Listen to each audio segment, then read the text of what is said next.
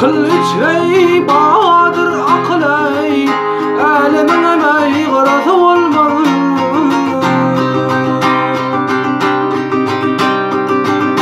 Oğruların irki yoktur, sevdan dostu birki yoktur. Eşek ey görkü yoktur ey, dalinin cayrası olmalı. Eşek görkü yoktur ey, dalinin cayrası olmalı.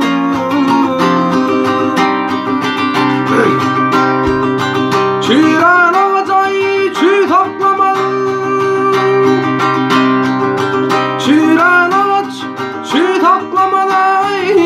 Vay hatun gece uhlamalı,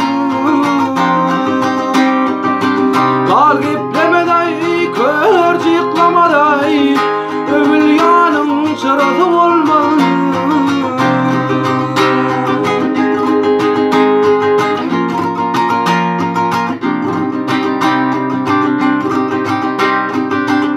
Tilkiler tüsseden korkar, demirlerim mustadan korkar.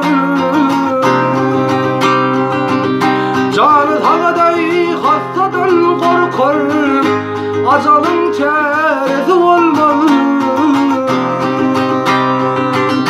Canı tağaday hastadan korkar, acalın çaresi olmalı.